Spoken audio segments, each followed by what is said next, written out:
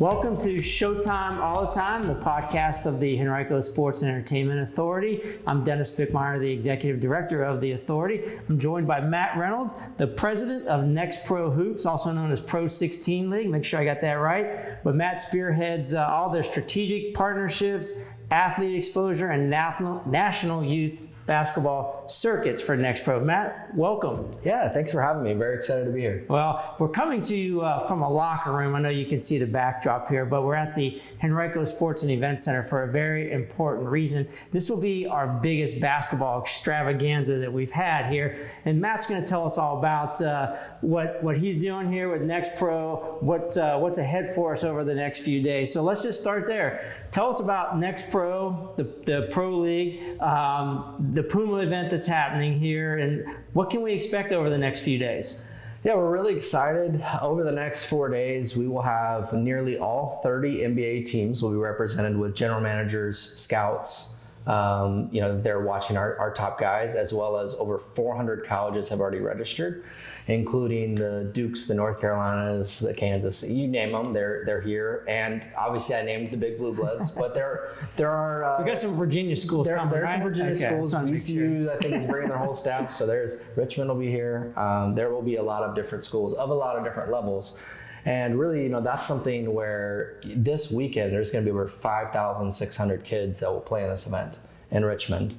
And obviously a lot of those are coming with their families, so it's a great opportunity for them to see the city of Richmond, see Henrico, see this beautiful place that you guys have built.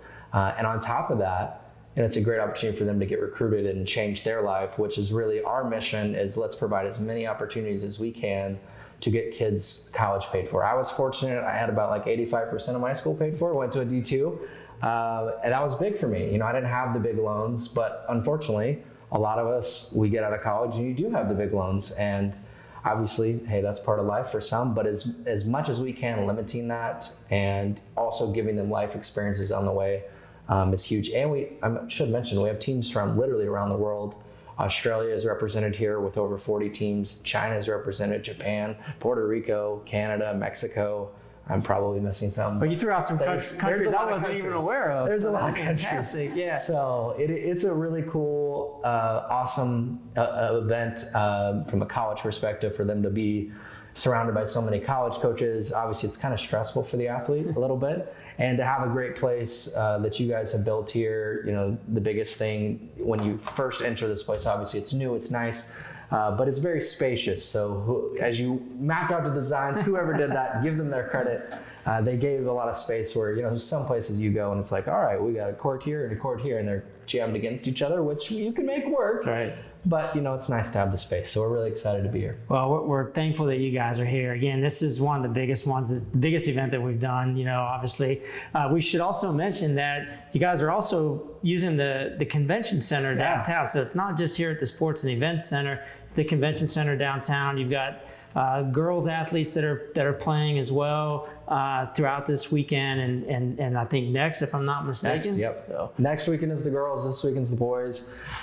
Over at the convention center will be a lot of the middle school players, which obviously college coaches aren't really watching 13 and 14-year-olds yet. They'll get there. But it is still a really cool opportunity, and what I love about it is obviously it gives some exposure to downtown Richmond, which is awesome. But those little guys, they're going to be here too, because they'll play their game, then they're going to come over here and they want to watch. Right. They want to see, the North Carolinas on the sideline. That's just a cool thing. I mean, it's still, I'm far from a kid anymore, but it's still a cool thing to see, like, oh, there's an NBA scout. We have a general manager from a team that's going to be attending this weekend, and he's literally the guy drafted. Yeah. So it's a great opportunity for all levels, but for those little ones that will be down at the convention center, obviously they'll see a lot of downtown Richmond area, great venue there, but they'll also get to come here and see them in action. Well, what's great is we have you for a couple more years as well with this event. Yeah. So those middle schoolers that are playing at the convention center will maybe eventually get here by the time our relationship ends, and hopefully we'll be able to extend it at some point as well. So that'd be good.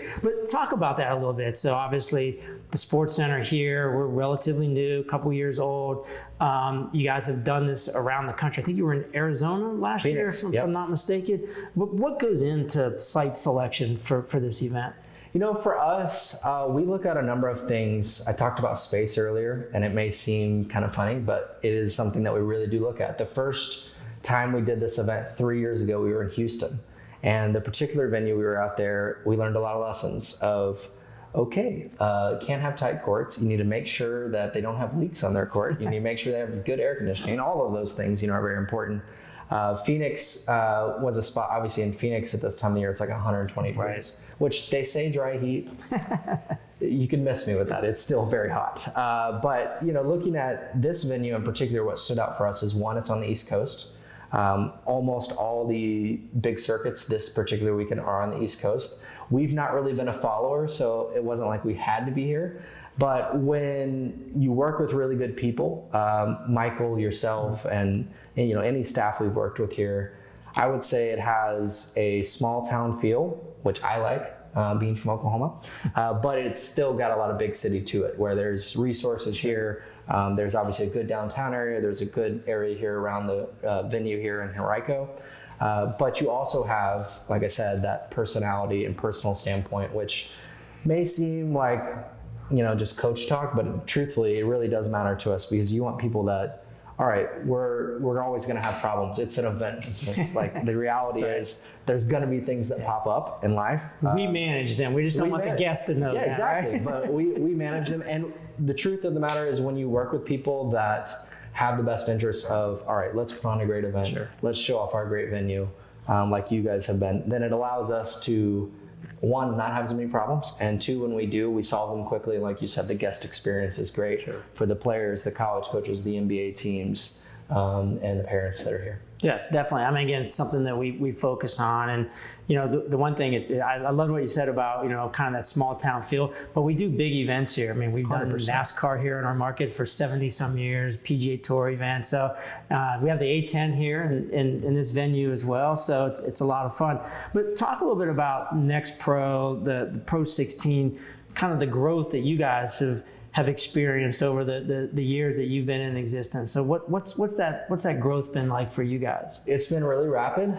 It's been really great. I would compare it a lot. Obviously, look, I'm not going to say Richmond last year was my first time, but when I came, I learned a lot about the city. I think Richmond's grown a lot. Sure. This area here in Henrico has grown a lot. And when you look at what we've been able to do, in large part, it's a big thanks to our staff. They've done a good job. We really pride ourselves on bringing care to the industry. We've innovated the industry. We do very different things. This weekend here, part of our event, we have the best 48 junior college players in the country that are in this event in a partnership with us and Puma. And if you look at the way that's changed the landscape now with NIL and with the transfer portal, those guys that are junior college, they are more coveted than a high school senior, because you want the player that's 21, 22. So I just, I mentioned that because we've done so many unique things, and I think the innovation has been a big part. And we're starting to see the industry, look, you do something, you have success, you change it, they follow. So we'll have to continue to do that. But it's been a really fun ride, and Puma's a great part of it. This weekend, actually, for Richmond, next year, mark this down here. Next year, when we do our shoe, I need to get Richmond somehow on the shoe. All right, perfect. I got to work that in. But we do have a shoe that just released, particularly for this event this weekend. So that's really cool. Puma does a lot of great things. And you can get that shoe here? You can get it here, yeah. Right. I think there's only 200 of them in the world. So there's not a whole lot of them left. But it's a cool thing to wear. Again, it's very unique. Custom thing. Like I said, we'll have to hold me to that. We'll have to get Richmond on that shoe somehow. Well, let's stay on that subject for a second on the collaboration with Puma. So how did all that come about, and the partnership that you have with them? Puma came about when I left where I was before. I was with a company in this industry for 7 years, and then I left, started this company coming up on 5 years here this fall. The biggest thing of our industry is you need to be aligned with the shoe brand, because the highest level players, their goal is to go to the NBA. And when they go to the NBA pays them a lot of money, but they want to get a sneaker as well. And they're all getting paid, or, whether it's in cash, most of them are getting paid, and then also in product. Some are getting paid product, depends on how good you are, obviously the level of talent, but it's all attached to a shoe brand. And so you see guys on the Puma side like Tyrese Halliburton, who just went to the NBA Finals. Sure. LaMelo Ball, Scoot Henderson, the list goes on. But those players, the goal of this league is, as we're fostering these relationships with these, young high school kids, the best ones that make it to the NBA, we want them to not just wear our brand here in high school, but be able to go on and exemplify that in the NBA. And recently, a great example of that is just a week and a half ago, we had our first potential draft class. Obviously, they got to finish high school and go to college. And Asa Newell was drafted from this league, literally played in this event in Houston 2 years ago. So last year we had an event, like you said, in Phoenix, the same event. Of that event, 3 of those kids are projected to go in the lottery next year. This year, we won't know who's projected yet until this time next year, but I would say we have a great chance to have multiple athletes that are headed to the NBA and living out their dreams, which again, Puma does a great job with that. And obviously they, provide the kids with a ton of gear. There's a lot of added benefit from that standpoint. Who doesn't like That's right. gear of any kind? Hey, look, just for the record, I'm not sure how this is going to show on the podcast, but I broke out the old school Pumas here. He's wearing come on, got these out of the closet. I actually have 2 pairs of these. I have a red and black pair as well. So there you go. So, but it's great. It's great to have partnerships like that. Obviously, we can't do what we do without 100%. Those types of partnerships and the support that we get. And I think, as you mentioned, a lot of the Puma execs that will be we've got here a lot of them coming. So this will be actually, for most of them, it'll be their first event. So it's a great opportunity to not just see our event, but this is when you talk about site selection, this is what goes into it. When you have, someone that it's really important to you, whether that's a college coach or, in this case, high Puma executives, you want them to come and see a great event. Well, I can do that. I can bring the college coaches. I can get them anywhere. We can do that. But what you can't do anywhere is you can't have a great facility that has got all the great things about it where, yes, again, we can dress them all up, but there's just only so much you can do if the facility is not of an extremely high level. And we run 70 events across the country in 67 different facilities. Some of those are obviously repeaters. Of that, this is up there with any of them. It's the best of the best that there is, and I don't know if people are aware of that in Henrico or in We're Richmond, making them aware of it. but we're trying to. Right. So, and I'm not. I promise you, I'm not getting told to say it like that's truthfully our belief, and that's where again it just kind of comes together perfect, where you have a growing city in Richmond, a growing area in Henrico, great people here, and obviously a great facility that was well thought out. And I was looking around today, you still got the space upstairs from us that who knows what you put there, but you've still got great things that you put in. Yeah, there's 7,000 square feet of space up there. Something's going to speak to us. Something's going to land up there. So again, we're talking top high school basketball players, recruitable athletes. Talk a little bit about, you've provided this platform for them to come and showcase their talents and things. As you mentioned, you bring the college coaches, the NBA scouts, but talk a little bit about other things that you do for these athletes from an exposure standpoint. There's some streaming, you try to follow them on their journey as well, if I'm not mistaken, right? Like to get a scholarship, but then how do you help them grow? Yeah, we do a lot. So we have a documentary that's released every year. Obviously this weekend, it'll be a very big part of the documentary. It follows their journey off the court just as much as it does on. Frankly, that's a good opportunity to get to know the athlete. It's great for them because people get to know them, their following grows. Great for us because we get to show our league and who these kids are. And, they come from such different backgrounds. It's just like anything in life. Some people have it really tough in life and some people have it really great in life. It doesn't matter where you are, if you're in the middle. The reality is we're all trying to succeed in our paths and our different ways. And so, we have a big presence on social media. We have a big presence, like I said, with the documentary. One of the coolest things, and I know you guys just had ESPN in here with the cornhole event. 2 of the games tomorrow on Thursday will be broadcast on Peacock Live with NBC. So that'll be huge. Right over on Court 8, great spot to have it. And obviously it's just another platform for them to really grow. We have 10 games on Peacock every year, 2 of them every year of our partnership. That's a 5-year partnership we have. So every year we're here. That's right. And even when we extend out, there will always be 2 games on there. So that's a great thing. I mean, who can say at 16 or 17 years old, I've played on national television? Not many. And so it's a great opportunity to showcase that. Also a great opportunity to showcase this venue, as well as the community, city all and the that. community, all of it. Yeah. So yeah. Just getting down to the last few minutes here. You speak with a lot of passion for what you do. Where does that passion come from? What put you on this journey to do this? I would say, my passion comes from, I didn't know this was a career field, frankly. At 19, I was not some great basketball player. I loved basketball. When the Thunder came to Oklahoma City, where I'm from, in 2008, which I was in high school. Seems like ages ago.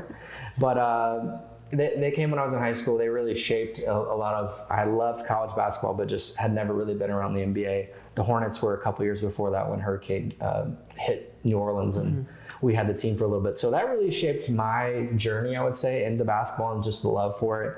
At 19, my baseball career ended it quickly there. And, when that happened in college, it was like, all right, let's go to the next thing. And the next thing for me was getting into broadcast journalism. So I wanted to be on TV or radio, which I did for a while. You could do it. You're pretty smooth with all this stuff. The radio career went for 7 years. I did it alongside this. But really, my passion grew from the first few events I did because we do cover these athletes throughout the season, throughout their high school season as well. And there's nothing like the experience of seeing a kid's life get changed. They weren't going to college. They had no chance to go. And when you see that, the raw emotion is, I don't know how you can't just be like ripped to be like, all right, let's go do this some more. And so now we're doing more than we've ever done, which is great. I don't necessarily maybe have as close a relationship with all the athletes. How can you when you have as many as we have? But try to obviously help as many as we can. We're helping more than we ever have, but it really comes from those first few years of seeing a kid go to a junior college or a Division II or a Division III.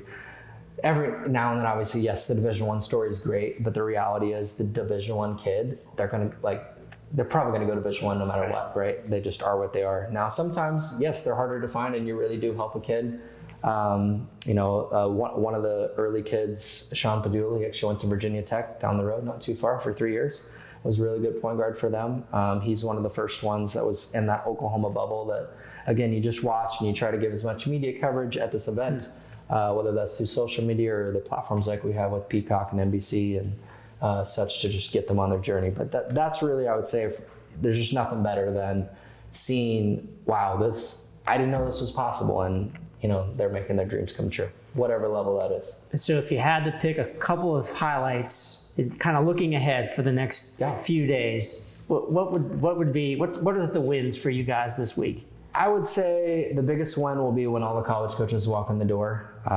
They'll trickle in tomorrow morning at around 11:30 tomorrow is when the big first big games start.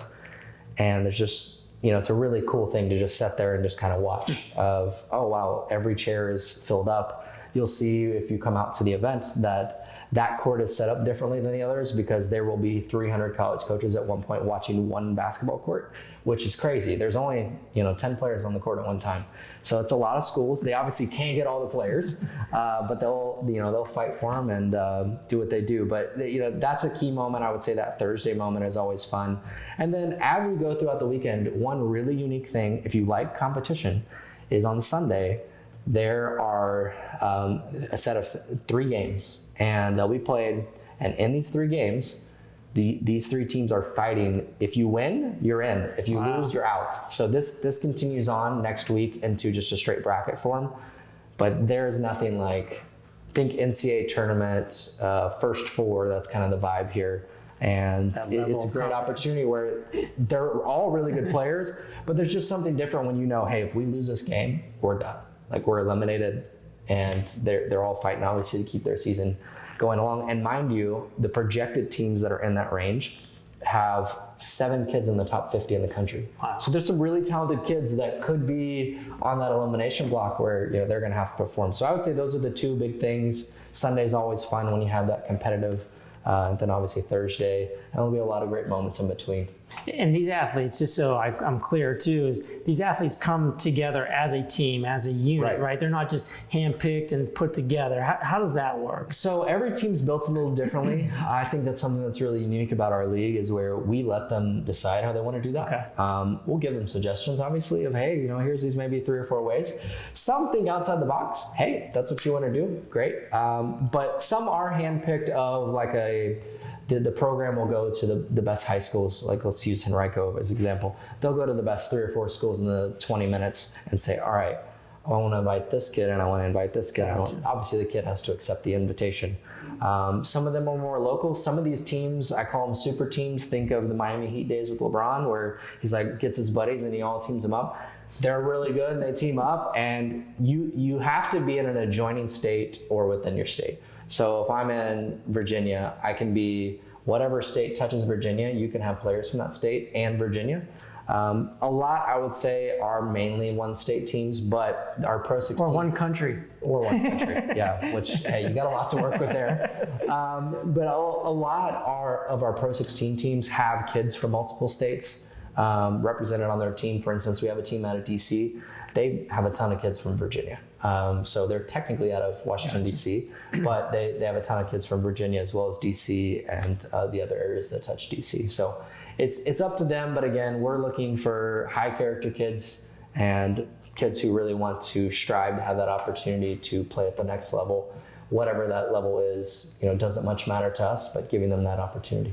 Well, we're excited to have you guys here. We're excited about the competition that's ahead of us, and certainly the eyeballs that are going to be watching, not just with the coaches and the NBA, and certainly the TV part, the component that you guys bring to this. But welcome to our community. We're thankful that you guys are here. Thankful that you selected our venue and the convention center. We look forward to working with you and your team going forward. Well, and thanks to your team for everything that you guys have built here. You've obviously made it to where we could come.